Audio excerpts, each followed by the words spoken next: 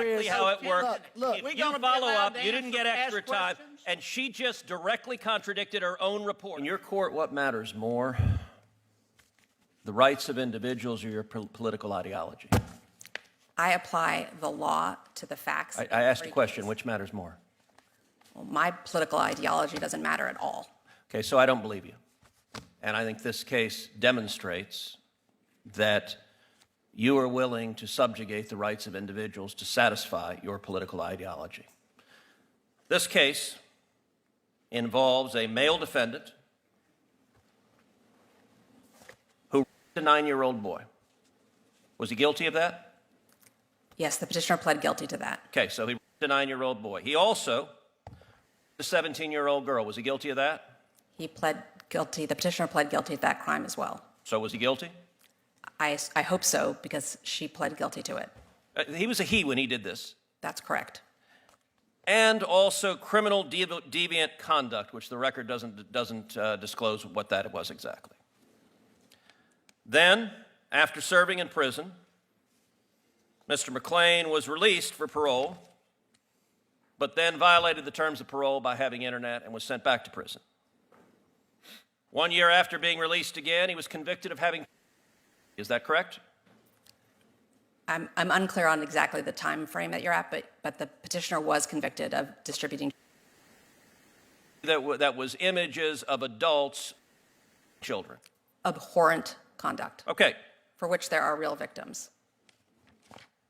And this individual, 6'2", biologically a man. A minute ago, you said that when this man decided that he was a she, you said this individual was, quote, I wrote it down, sober and entirely a female. That phrase struck me as remarkable. Did this individual have male genitalia? I think what I said, or at least what that is a verbatim quote, entirely a female. Sorry, what I meant to say was hormonally a female. Okay, but that's not entirely. Did this individual have male genitalia? Yes. So you took a 6'2" serial child with male genitalia, and he said, you know, I'd like to be in a women's prison. And your answer was, that sounds great to me. Let me ask you something. The other women in that prison, do they have any rights? Is that a question you're asking me? Yes, the other women in that prison, do they have any rights? Of course. Do they have the right not to have a 6'2" man who is a repeat serial put in as their cellmate?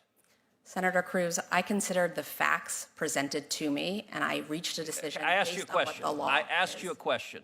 Do they have a right not to have a 6'2" man who is a serial put in as their cellmate? Do those women have a right to that? Every person who's incarcerated has the right to be safe in their space. But you didn't think so. You didn't think so.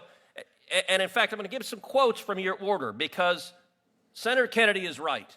This is not a judge's order. This is a political activist. By the way, the beginning of your order says, at birth, people are typically assigned a gender. I got to say that would astonish a lot of Americans. A lot of Americans think you go to the hospital, a baby is born, and congratulations, you have a little boy, a little girl. The assigned a gender, I know you went to Brown, but it sounds like it's in a college faculty lounge with no bearing on reality. The Bureau of Prison argued what I'm saying right now, that if you put this person in a female prison, there will be a risk of assault to the women. And you know what you did?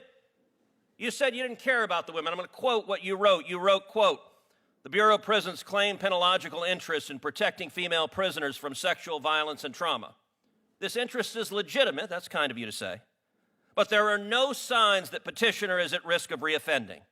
The record is devoid of evidence of incidents of violence or assault during petitioner's incarceration when she was the perpetrator, only the victim. A theoretical risk of assault by the prisoner without more cannot support the BOP's position.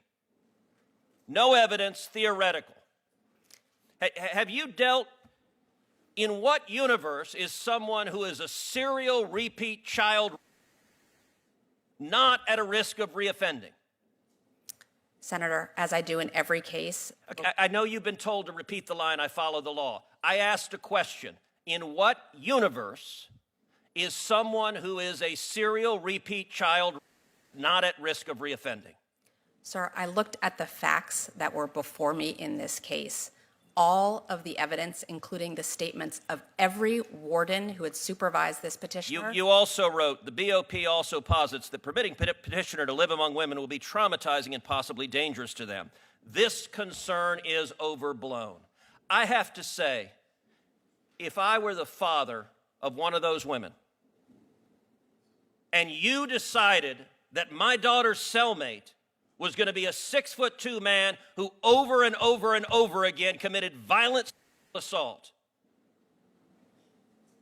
I would say the entire justice system is absurd, and it is clear on your record your political ideology matters a heck of a lot more than the rights of those women that you endangered. I think you're a radical, and I think you have no business being a judge.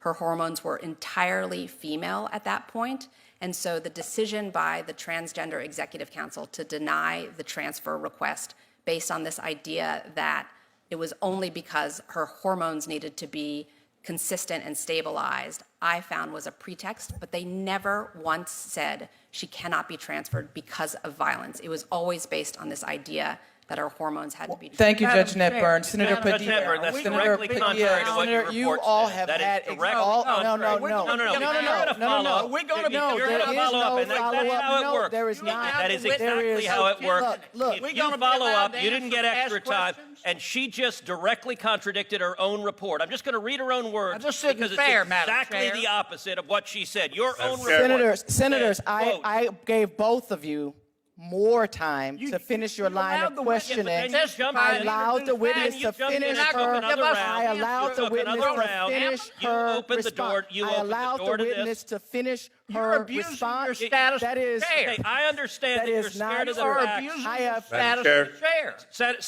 Madam Chair, Padilla? You Madam can't Chair, just open Thank you, up Madam Chair. testimony and then she not has an give us a obligation to chance explain cross-examine. why she directly contradicted what she wrote in her report. She says in her report, the Bureau of Prisons' claimed penological interest is in protecting female prisoners from violence and trauma. She just told you the Bureau of Prisons didn't say there was a concern about violence and trauma. Those are directly contradictory, and why are you contradicting what you wrote in your report? And what are you Madam trying to Chair, I hide, believe Madam I have Chair? the floor. No, wait, point of I order. believe Senator I Padilla. have the What are you Senator floor. trying to Padilla. hide, Are you going to let her Madam answer that question? Senator or you Padilla. don't want her to answer that question? Senator You're Padilla. afraid? This Very is much, a Madam cover-up, Chair. Madam Senator Chair. Are you Padilla. afraid of the answer to This that? is Colleague. no Cover-up. Are Senator you afraid Padilla. of the answer to that question? Senator Colleagues, Padilla. So yes, My you are time. afraid of the answer to that question. Senator Padilla. Please hold Clearly, my you're time. afraid of the answer to that question. This is Thank you. absurd.